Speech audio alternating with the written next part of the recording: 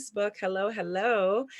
I am Amberly Forrester, and I'm here with my lovely mentor and partner, Michele Brown of Into Action Coaching, for our April installment of the Purpose Driven Professional Lunch and Learn. So welcome, and we're glad you're here to join us. So we'll just start off with for those of you who don't know, telling you a bit about ourselves. So Michele, if you can tell us a bit about yourself, and I'll tell everyone a bit about myself, and then we can jump right on in. Sure. So as Amber said, my name is Michele Brown. I'm a principal and CEO of Into Action Coaching. We are a New Jersey-based talent management agency, which I started back in 2007. It is my mission and my purpose to work with managers and leaders within industries across the board to support them in becoming their best self. I don't know how better to define it. So we offer coaching, training, and consultation. Our goal is to help create environments where people want to come to work every day, and not just for the compensation, but because the values and the behaviors practiced within those organizations are aligned with their own. So yeah, happy to be here. Happy to always be partnering with Amber, and always look forward to the first Wednesday of every month. Yes, and I love the way that you used in the introduction so much of what we'll be talking about. Today we're talking about leading with purpose, and when you talked about your purpose and mission, I was like, oh, she's so spot on. So hi everybody, I'm Amberly Forrester. I am the founder of the Quartz Wellness Collective, and I'm going to introduce myself from my mission and purpose today as well. So my mission, similar to Michele, and why we work together, is to uplift and self-empower people to reach their highest potential in their work, in their personal lives, and their professional lives. I go by The Flow Coach on Instagram, and the reason being is because I help people to find their work-life flow and introduce and invite a flow of positivity into every area of their life. I'm big on well-rounded well-being, and I do believe you can have it all, but you just got to have it in moderation. So the work that I do is focused around helping individuals to be their best selves, and I do work in schools as well, helping teachers to be their best selves to best serve, and helping students learn how to develop into a whole person and not just an academically strong person.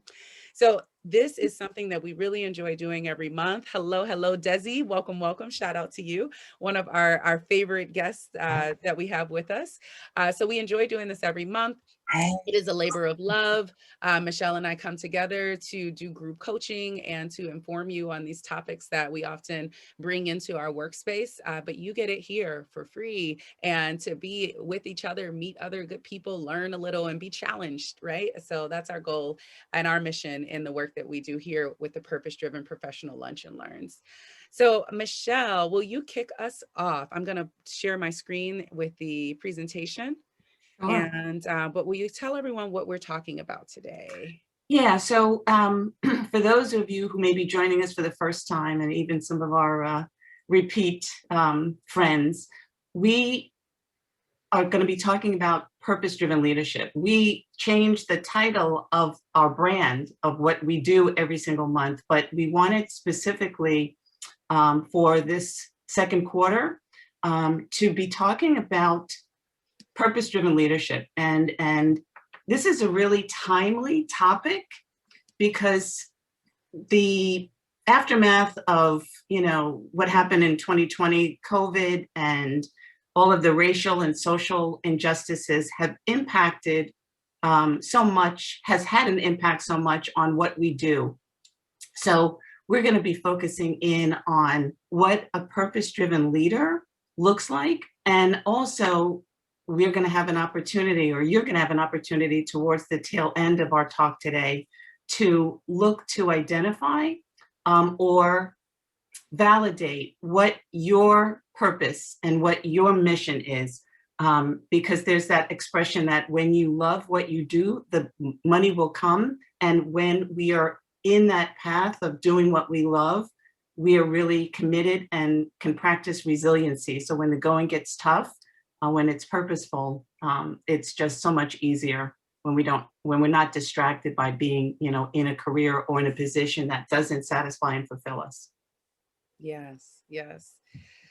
All righty, all righty. So we'll just mention this quarter is dedicated to cultural transformation at work. And so we will be for April, May, and June talking about what that looks like how you can make a positive impact in your workspace, whether you are an employee, a manager, an executive, or a business owner. So that will be our focus over the next 3 months. And you're always going to get a mix of personal and professional development because, of course, the change you want to see starts with you. And so that's where we're starting today in our discussion about lead with purpose.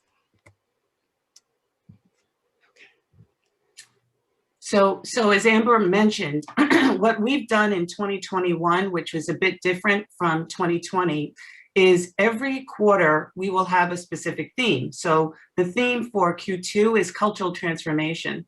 And to Amber's point, regardless of whether you are gainfully employed and an employee within an organization, whether you are a business owner, an entrepreneur, and again, even if you're in academics, it doesn't matter because every organization has its own culture.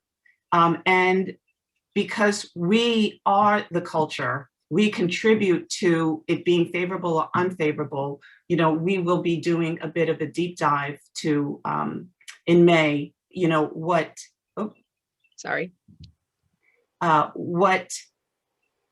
is a transition happening within a lot of organizations where it's going from a focus on employee engagement to employee fulfillment. And I'll explain that just briefly.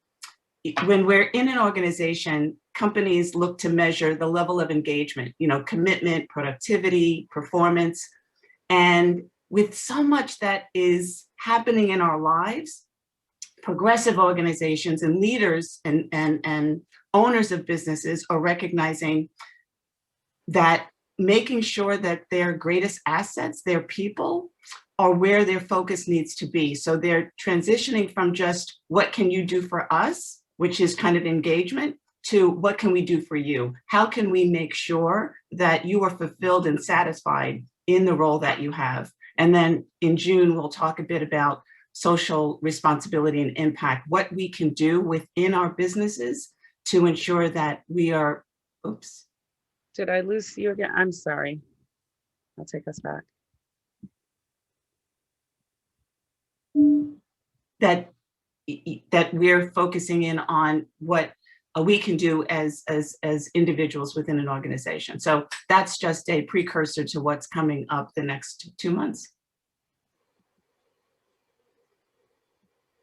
So today's focus is going to cover 4 things. What does it mean to be a purpose-driven leader? We probably have heard that phrase coined, and it's, you know, even books have been written about it, but we want to have you all define what that looks like for yourself, how you can become unstoppable by aligning your purpose, your personality, and your profession. There's a quote by Oprah that references, when you align your personality to your purpose, you'll become unstoppable. Because every one of us is born with God-given gifts, talents, skills, and abilities. And when we align that with what we do and what we deliver to the community and the world at large, it doesn't get any better than that. We're also going to look to explore, you know, how you can navigate your life and your career to be more aligned with your purpose, because so many of us, and Amber and I are going to share a little bit about our story, you know, got a little off course, perhaps at the beginning and the onset of our careers. I call it, you know, my career was by default and not by design until I uncovered that being a coach and owning my own business is definitely my passion. And then Amber's going to take us through the Ikigai, which is a Japanese concept that really helps explain, you know, she's going to explain to you what that is and why you need to know about it, because it's right at the core of what purpose-driven leadership is all about.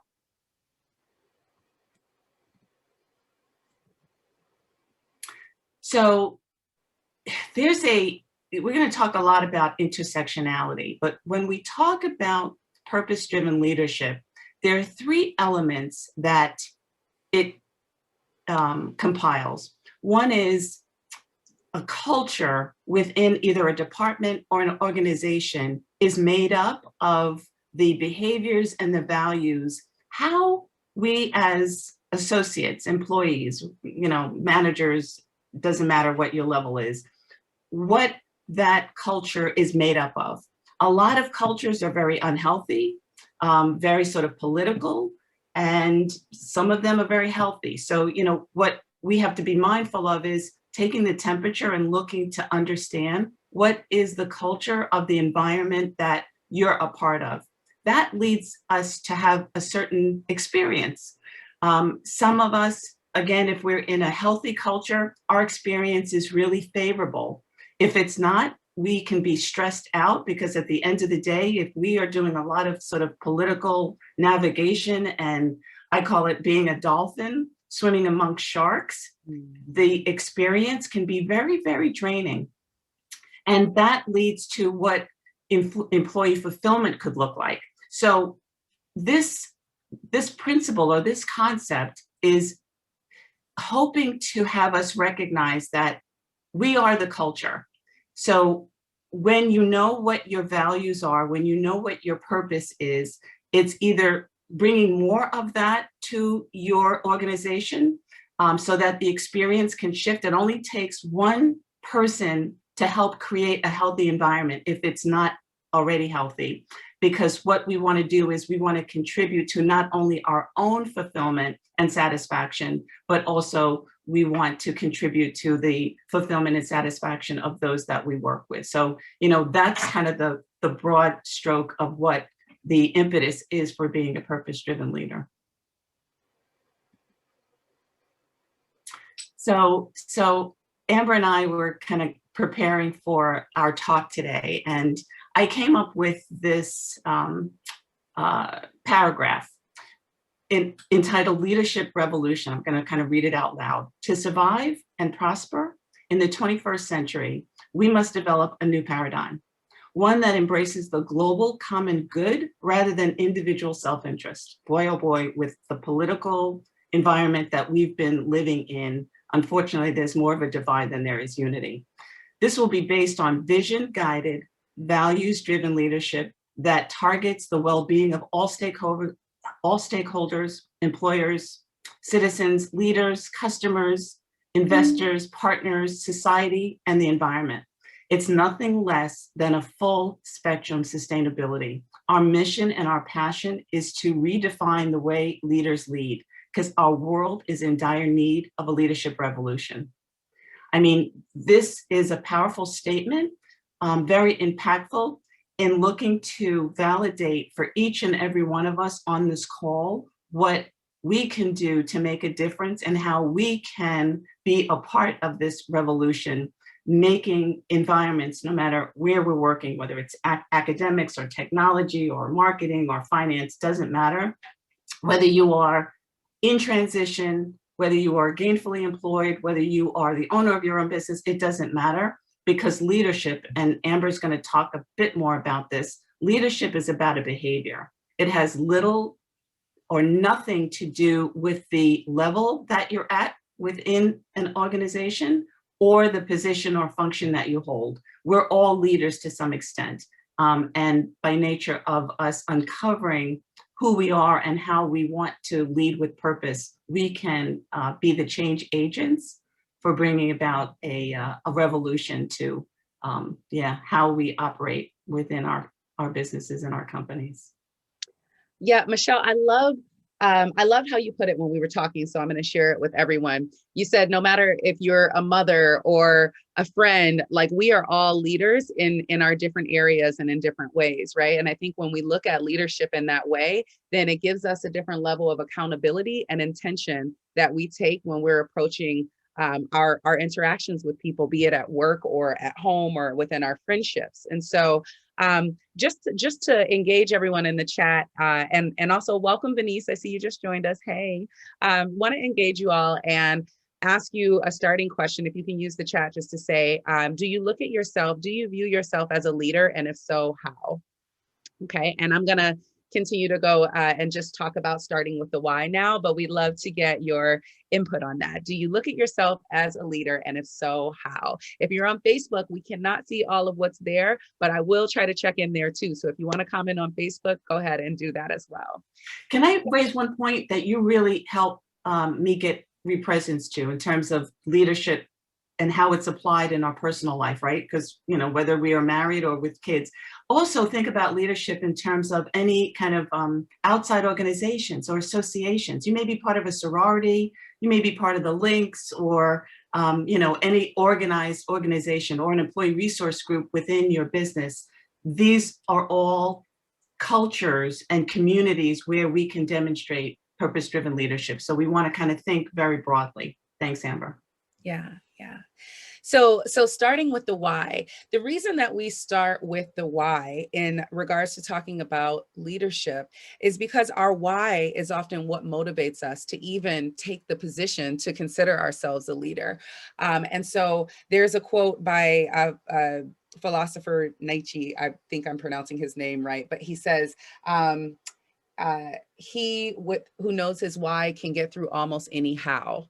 It's something like that. I might be butchering it, but I love that quote because it talks about the way that when we are more purpose driven and when there's more meaning in what we're doing, we're more resilient and we have more motivation and drive to move forward, right? And so when we start looking at purpose driven leadership, purpose as an action, not as a noun, starts with the why. What is the reason behind what you're doing? What is the meaning in it for you? And so when we put purpose into action, when we look at purpose as a noun, it can say, you know, my purpose is to be a good person, but that's kind of vague. And that's like, it doesn't really give us the excitement of when we put it into a verb and it's what to do. What do you do when you're working in your purpose? What do you do when you're leading a purpose-driven life or when you're a purpose-driven leader? Has anyone here ever read the book, Rick Warren's Purpose-Driven? Yes, Michele, you have, right? That was such a great book. I remember that I actually flipped through it a bit and looking at our discussion for today. And so much of our why goes back to either our spiritual understanding of ourselves, our spiritual connection, and what we do for others, how we connect with others. And so when we look at ourselves as a leader, we're looking at ourselves as a role model of sort. And so again, that can happen between work and it can happen at home. But what does that look like for you? Well, ideally, hopefully it looks, oh, you got it, Rick Warren, The Purpose-Driven Life. Yes, thank you, Desi. So authentic expression and what that looks like is really understanding that we can only be a happy role model. We can only be a happy leader when we're truly being ourselves. If we're showing up and we're being something for everybody else that's not authentic for us, then that's going to chip away with what our integrity for ourselves, what our real belief of our gifts and our purpose are, right? And so we believe that the most authentic way to lead with purpose, or the most powerful way to lead with purpose, is by honoring your authentic self. And so what we're going to do an exercise called the Ikigai. And the Ikigai is a way of helping us to identify our strengths, what we're good at, what we love, our passions, our vocation, our profession, and to find, I'll show you on the next page in just a second, but to find the sweet spot that's right in the middle of that. So we want to look to identify these things that make us uniquely who we are and how we can incorporate that in our leadership. Before we progress, because Desi has a point, she has a share. Yes, I was actually just going to say that. Desi, you want to unmute? So the headline is like, boom, here's the news. The subheadline is like, boom, bam. The bam part is the anonymous gift. It's the largest in university's 107-year history. That's significant. Sorry, is that me playing from somewhere else? Hold on, guys. Get them in, and then you want to continue to reel in media with that sub headline, offering additional information. Okay, I'm going to mute myself and see if that mutes this and ask Desi to go ahead and talk. Sorry, I'm having technical difficulties today. Is that good? Hey there. Yeah, Desi. Yeah. So first, Amber, this top with the finger situation is very adorable. Loving the top. But I wanted to share sort of my Sex and the City analogy, because I was watching the film this last weekend with my niece, and it brought up this old question. It's like, oh, are you a Miranda? Are you a Carrie? Are you, and and I say, I think I'm actually all of those people. And I think it really depends on the setting in which I am. And so I feel authentically that I am the same person. The essence of who I am is the same with my mother. It is the same with my best friend. But there are things that I would share or would not share with, with either. And so I think really tapping into who you are as a person is really, really important, because your role is oftentimes different depending on what the setting is. And so, I'm a little bit more adventurous than maybe some of my friends. And so I might be considered the adventurous one. But when I really think about it, I do take risks, but they're also very calculated risks. And so what might seem risky, like I lived in South America for a little bit, and that might seem really sort of adventurous, which generally it is. But also I had some, I do have a background of having, some proficiency in Spanish. I don't have children. I wasn't married. And so I could have taken that leap in a way that maybe somebody else couldn't. But I didn't, have to give up a whole lot to do that. And so what might seem risky to one, may seem much more calculated to another. And so I say that I think it is important to really, really know who you are, because you have to be true to who you are, because your settings will oftentimes dictate, what your role is. And so if you are a leader, leadership doesn't always mean I'm in charge.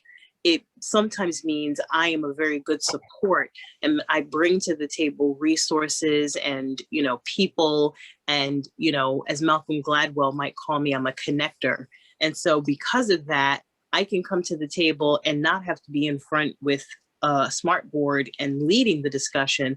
I can come to the table and offer resources and people and help and say, oh, you know what? I think this person would really be good for that. They love fundraising. That's not my bag. I'm not a grant writer, but this person is.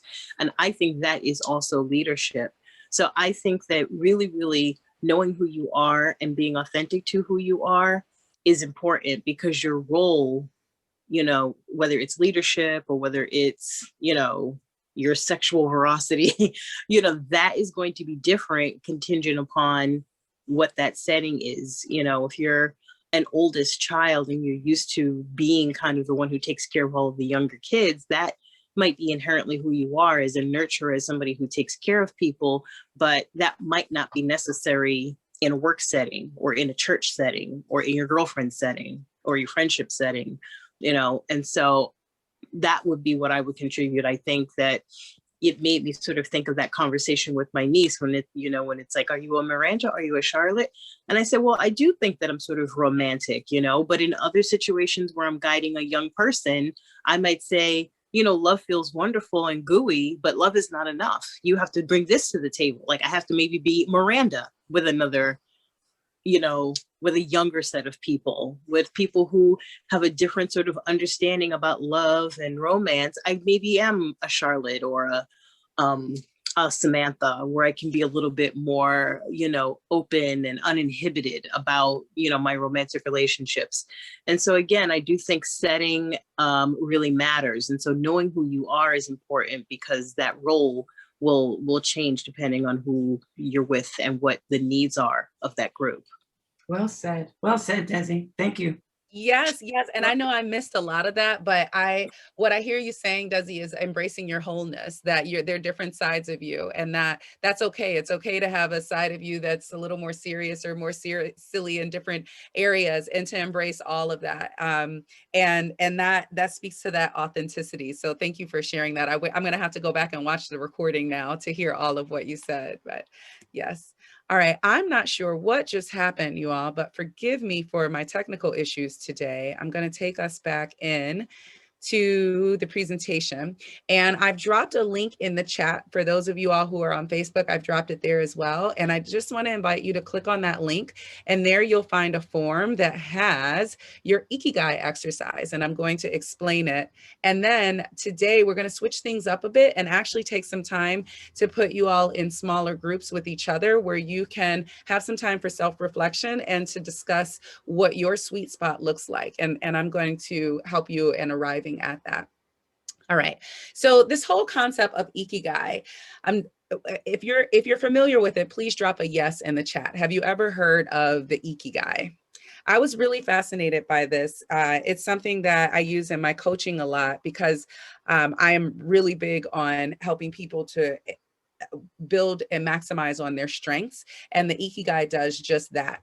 As Michele mentioned earlier, it's a Japanese concept that combines the terms iki, which means alive or life, and gai, meaning benefit or worth. And when those two terms are combined, it means it's looking to give us that which means, or which gives our life worth, meaning, and purpose. The word really refers to having a direction or a purpose in life, and that which makes one's life worthwhile. Like, what makes your life worth getting up in the morning? I'm sure have if we haven't dealt with it, then we have a friend that has hated their job, right? And they just cannot stand going to work every day. And that really takes a toll on you, because look at what we call work. What do we say when we ask someone, what do you do? Or we say, what do you do for a living? And that term for a living holds so much weight, because for a living, like, this is a large part of your life. And so Michele and I, in planning for today, just really wanted to help to guide people to look at their work and finding more meaning in the work that they're doing, so that it can be more enjoyable, so that we can enjoy our life more, so that we can reach our highest potential, right? So in doing that, we're going to look at this chart here. The Japanese have broken down, and this is something that's been used for years, they've broken this down into a diagram, a Venn diagram. And so we're looking at these 4 circles, and we're going to look at the intersection of those. And then we're going to look at the core center, which is the sweet spot. So let me just take us into this now. So let's start with what you love. And on your form that you have, the worksheet that you've downloaded, I want to invite you even now to start with jotting down some things that you love. What makes your heart sing? What do you enjoy most? What type of people do you love being with? What type of things do you love doing most? These don't have to necessarily be related to your work. I want to invite you to be very free in what you're sharing, because we're going to bring it all back around, but be free in expressing what it is that you love. What type of relationships do you love? What type of things do you love reading or learning about? Okay. And so that's going to go in your what you love circle. And then we're going to go counterclockwise, and we're going to move around next to what you're great at. What skills, strengths, and talents do you have that stand out from others? Or what are you most proud of that you can do or be, or that you have for others? So that could look like maybe one of the things that you're great at is speaking.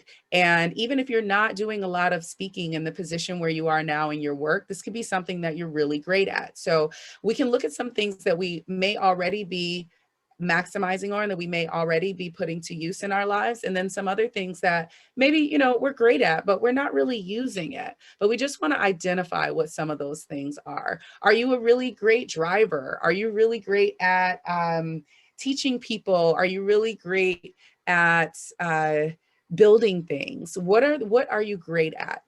So you'll make a list of those and put them in that part of your form. Okay. I'm going to reference what Desi, I love what she said in terms of knowing who you are. Even introverts oftentimes kind of feel out of sorts because they're good at being supporters, being behind the scenes, right? So, again, when you're thinking about what you're good at, it doesn't necessarily always be about kind of what you're doing, but sometimes what you're being good at is who you're being, providing an opportunity for others to be the showcase or the forefront. So yeah, think about it also from that lens. Yeah. Okay. All right. And so next, we'll move into the next circle, what you are paid for. So what strengths and skills that you have, what can you actually be paid for? What can you monetize? Is that, even if you're not monetizing it yet, maybe it's your writing, maybe it's, maybe you love to talk and you could be doing a podcast and that's something that's been on your mind, but what could you be paid to do?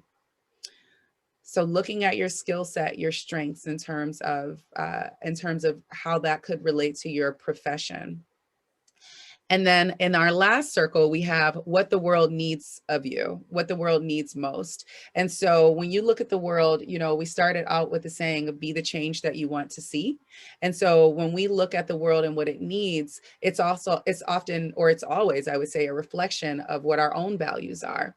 And so some of your values may go into this circle, what the values that you have that you think the world needs more of. Okay. Or if I can say it a little different, it's given what you know your strengths to be, what you're good at, and what you could possibly get paid for, what then with that contribution would be an answer to what the world needs, right? So it's maybe not starting from the end and working backwards in terms of what does the world need and then how can I provide it, but who am I? What are my gifts? And how can that support what, you know, we know the world. And when we say the world, you know, it could be our community, it could be our state, our city, it could be the world, it could be the planet. But yeah, it's just around us. Right. So Michele, you actually took us right into what I had next, and that's the overlapping of the circles. Before we get into that center, we're looking at the overlap. So when we look at the overlap between what you love and what the world needs, that is defined, we're defining that, and the Ikigai is defining that as your mission. And so on the next page, you're going to be invited to take some time and think about what is your mission? What do you love and what does the world need? The intersection between those is your mission. Now, when we look at the intersection between what the world needs and what we're paid for, then we look at that as our vocation. So start giving some thought to that. When we're looking at what we can be paid for and what we're great at, then we're looking at our profession. Okay, and the profession that either we're currently in or that we're aspiring towards. But just to start thinking along those lines, and we'll come back and have some discussion about that. And then lastly, when we look at the intersection between what we're great at and what we love, then we're talking about our passions. So what are you passionate about? So I'm going to unshare this and share the worksheet, and then we're going to break off into smaller groups. So one second, which we don't often do, but we're going to give this a try today in hopes that you'll have some discussion with your partner and then come back and share with us some of what you've discussed. Is everyone, if anyone is not able to be a partner, please let us know so that we don't partner you with anyone. Amber, so can you repeat one more time? You had gone through, you know, what you're great at, what you love is your passion. Which one is the vocation? Can you just go through those one more time? Yeah, sure. So the vocation, sorry, I'm on a different screen. Your vocation is what the world needs and what you can be paid for. Can you all see the document that I'm sharing right now? It's here. We go right here, actually. Can you see this? I actually have the intersections listed here on the document. Ah, great. Thank you. Yeah. Okay. So you'll take this into your breakout group and just start to do, actually, no, I'm sorry. Forgive me. We're going to put on a little music to do a little personal reflection for the first few minutes and then send you into the breakout group. So Michele, let's take 5 minutes for personal reflection. Okay. So if you're joining us on Facebook, you can also click on the link that I've put there and you'll get this form that we're looking at. I'm going to put a little bit of music on and give us 5 minutes. So until about 1:15, we'll just take some time to do this exercise. Now, even if you feel like you know, do the exercise again. I do this exercise every couple of years just to check in and make sure that I'm still on target and that I'm still aligned. But this is what is meant to really help us with our alignment. So please do feel free to do the exercise, and then we'll be back at 1:15 for the breakout group. And this form is you can write, actually, they can type right into it, right? Yeah, it's a fillable form. So you can either write your own notes or you can type right into the notes on your screen. So we just wanted to make that easy for you. All right. So we'll monitor the time. Yes, and I will be your DJ. Just a moment.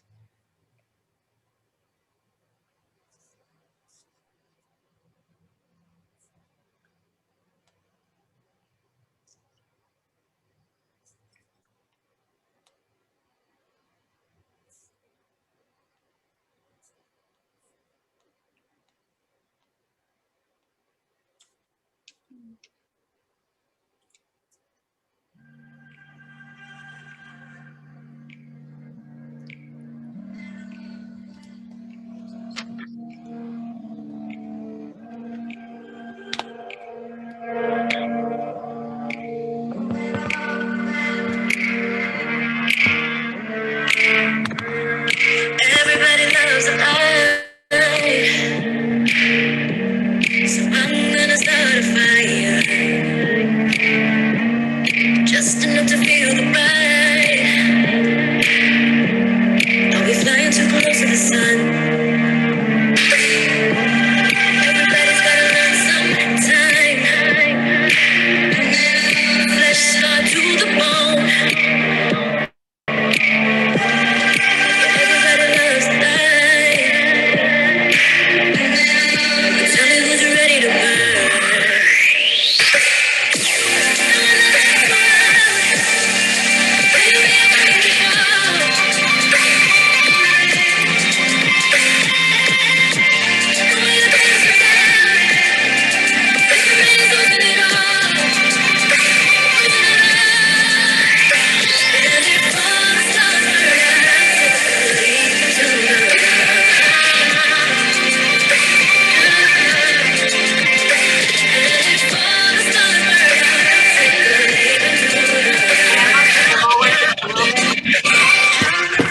Sure.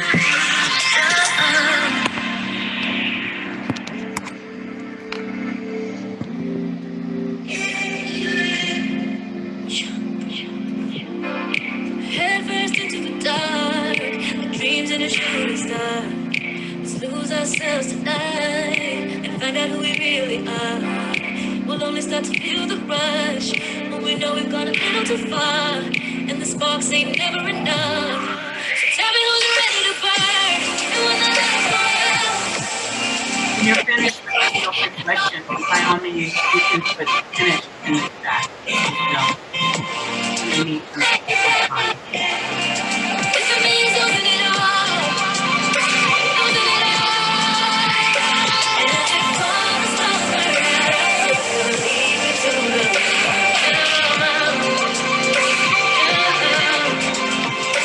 And if all the stars burn out, we'll leave it to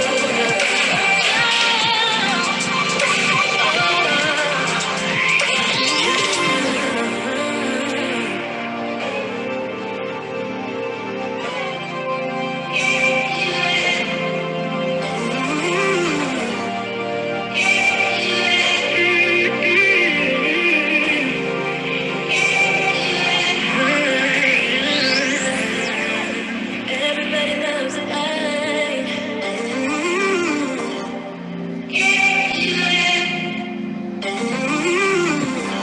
Just enough to feel the pride.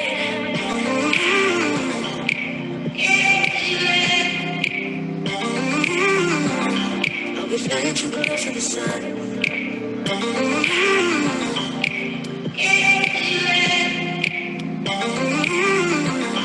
Are we flying too close to the sun? All right. All right. Our song selection is by Victory Jones, a good friend of mine. It's called Jump. And I love that she says, are we flying too close to the sun? Can we jump? Can we do the things that we love without fear and be more driven by the passion that we have for them? So I thought that was a good selection for our personal reflection time. Okay. So now we're going to take 5 minutes and send you all into groups together. Should we do groups of 2, Michelle? That sounds good, right? Okay. Okay, so, oh, Michele, you're muted. I'm not sure if you mean to be or not. Okay.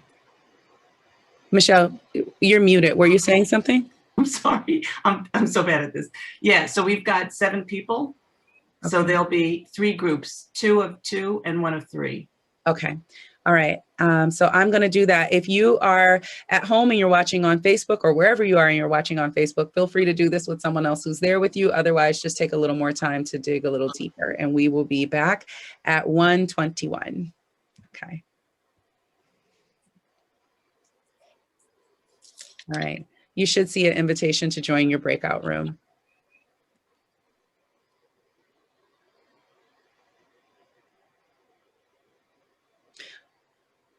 Okay.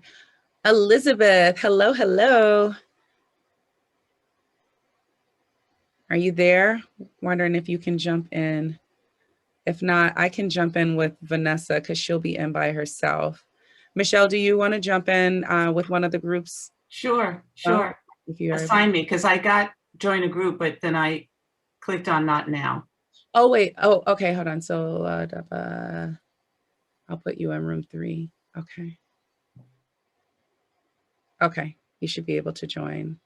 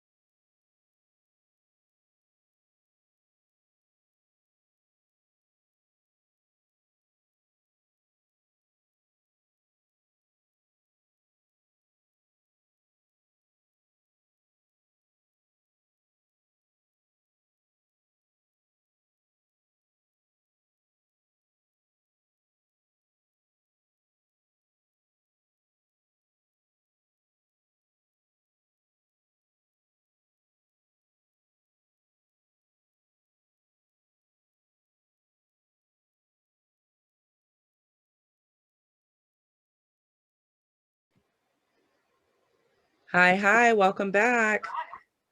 All right, welcome back, welcome back. So not enough time. I mean, we could have talked for at least another 5 minutes, but what I just want to invite you all to share what you discussed in your groups. Can I have, we want Kathy to share because we ran out of time for Kathy. Okay, sure. Okay. Where is Kathy? I don't see her here anymore. Oh. Maybe I we wonder. lost. Yeah, when she comes back, we can give her some time to share. Yeah, I think she got bounced out. Yeah. Oh, okay.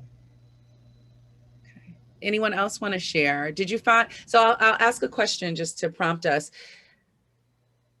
Oftentimes when we are aligned, we find that we give the same answer in different sections around there, and then they kind of converge, and that's when we know, like, oh, okay, I'm responding, I'm saying the same thing over and over. That shows alignment. So if I can just invite anyone who did not find alignment with what they're doing to speak up or ask any questions that they may have. And we have Kathy back too, so we can also, Kathy, we were looking to hear from you. Your partner said that you didn't get a chance to share. So maybe we can start with you with that question. Did you find alignment in your answers, or that that your profession, what you're doing, is aligned with what you love and what the world needs from you and what you're good at? She might be on mute. No, Kathy, can you hear us? Yes, I can hear you. Oh, okay. Okay. Did you wanna check in to give to share with us a bit? So I wrote under what you are great at, I said listening to people, talking to people, and taking notes. You are paid for it. I think that I would be good at an office job. And I couldn't figure out the part where it says the world needs it. I didn't know what to say for that one. Can we help you Under there just a minute? So because this is something that you may need to reflect on even after our webinar today. So when you think about, you know, what you love, what you're good at, and what you could possibly be paid for, when you think about what the world needs, it's what will all of that contribute to? With what you're good at and what you love in particular, what will that contribute to? Is it, you know, if you said you could work in an office, is it being organized? Is it, that's your contribution of what you're good at and what you love to do would feed the world and contribute to the world, again, in whatever way you're defining that, in what way. okay. Does that help? Yes, it does. Okay.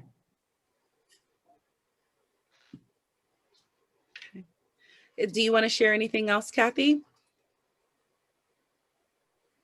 No, that's what I wrote for each category. And that's all that I did for this exercise. Okay, okay, that's good. Does anyone else want to share anything that came up for them? Anyone feel very aligned and want to embody, embrace that, and share with us what that looks like before we start to wrap up? I'm aligned. Tell us more, Jessie. Well, one of the things that when, you know, I've been doing over the, I mean, I would say probably the last 20 years, a lot of work around, you know, personal development and really figuring out like what my purpose is and what I contribute to the world and what I think the world needs. And what I really feel very strongly about in terms of what the world needs is joy, equity, and justice. And I feel like if we could literally create joy and equity in the world, everything will fall in line, because when you have justice and when you have equity, you don't have these other imbalances that impede people from having, you know, what they need. And so I feel very strongly that we could align the world with equity and joy. Mm-hmm. And is that what harmony and balance with the role that you're in, with the role that you're in? The role that I'm in, I can contribute to that with a sense of justice, definitely. Yeah, that's your ikigai. Mm-hmm. I agree. And I think that, thinking about what you have to offer and then thinking about what is needed, I think can create a great deal of like tension, anxiety, because if you don't feel that you're contributing to the world, I think it illuminates your insecurities and your anxiety. And so figuring out to me what is really necessary in the world and knowing that what I have to contribute will align with that makes me feel very good. I've got my ikigai.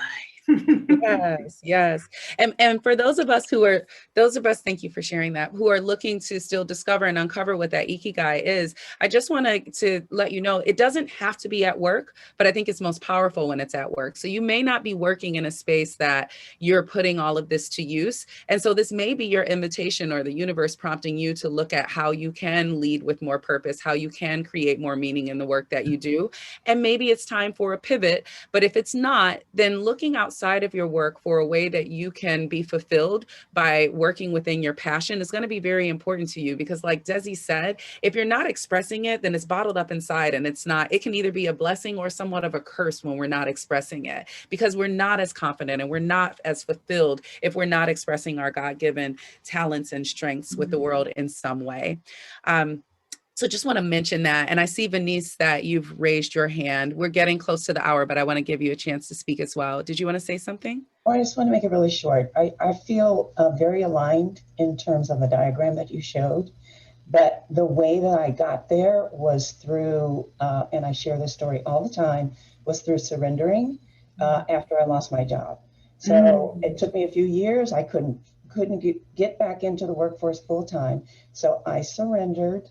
And I said, what is it that you want me to do? And I need something to do.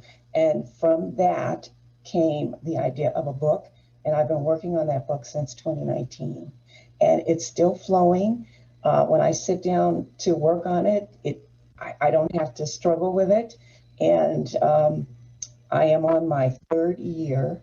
And this year I'm putting it into manuscript form. So, and it fits into all of those, that entire diagram that you have. And it took me, I guess, 10 years to get to that point. So that's where I am now. And I really appreciate that ikigai, because I didn't even know about it. That's amazing, Venice. One thing I want to say lastly is that is probably why you got terminated, or because the universe always gives us what we need, not always what we want. And the universe, I'm using, higher power, God, whatever we want to call this essence. So you're now being led to be on purpose, because if it potentially wasn't because of the layoff, who's to say how much more you would have delayed what your ikigai purpose is for you. Let us know when you publish. I heard a line in a Katy Perry song, and she said, rejection can be God's protection. Yes. And I just put that in my book page, Desi. Really? In my book page, yes. Yeah, I consider my job lost. It's the song is Smile, by the way. Katy Perry song. It's called Smile. I love Katy Perry. I just call my job loss divine intervention, because I spent 40 years in the entertainment industry, and now I'm making a career pivot into education. And I just feel that God said, I want you somewhere else to do something else on a bigger scale. So get out behind that desk and here radical surrendering. I call it radical surrendering. Sometimes that's when we find ourselves, is when we surrender to, that's brilliant, Venice. And the most beautiful thing is watching the way you smile and glow when you talk about something that you love. You come alive. That's what it looks like when we're in alignment, right? So I actually want to cry right now. It makes me really emotional. It's touching to us as well, even just to listen to you. Absolutely. Hearing that. Yeah. So for some of you, this may have been confirmation, and for some, it may be a prompt that there is some more thought to be given into our areas of work, because ultimately we are all leaders, but we have to love what we're doing, and we have to be able to fully express ourselves to really be the best leaders that we can be. So Michele, did you want to say anything before we close out? We're 1 minute past the hour. We apologize. No, we want to respect everyone's time. No, I mean, we hope that you enjoyed not only the topic, but the opportunity to do a bit of a practice exercise We're going to be doing more of that ongoingly throughout the year because we think, instead of learning things intellectually, being able to kind of apply them with a practical exercise. So yeah, no. And the coaches in us, Amber and I, use this guide to continue to contemplate if what you're being encouraged to do is kind of move closer to what your sweet spot, your ikigai is, do that. If it's doing more of it, if you're already in that vocation. So yeah, this is kind of a time to hit the kind of reset button that says, let me make sure that I'm on course with what I'm here to do, because that is when life really becomes rich, is when we're doing what we love. Yeah, that's all I want to add. Yes, I feel good. And we get to do what we love. Michele and I can both say that we're aligned, and the things that we're good at and that we're passionate about, we've turned into our work, the work that we do. So we're grateful to be able to spend time with you all and to do this within the organizations and the schools that we work with, and to work with the individuals that we work with. And just encouraging you all to know that there is a way of expressing yourself and what you're uniquely blessed with in a way that serves you best. So don't give up on that, and keep on doing that if you're already doing that. All right. So we'll see you all back next month on Wednesday, May 5th for another Lunch and Learn. Please share the word and let folks know so that they can join us too. And you guys can follow us on Facebook and on Instagram if you like. The replays are on Facebook, and they're also on YouTube. So if you're ever interested in watching a YouTube, check the emails out that we send. You'll see the replays there if you want to share this or the worksheet that we put together with any of your loved ones. So thank you for sharing your lunch hour with us, ladies. We really appreciate it. Thank everyone. Thank you. Hopefully see you next month. Yes. Have a great You guys are awesome. Oh, you are too, Desi. We love you. Bye. Take care, loves. Okay, thanks. Bye-bye.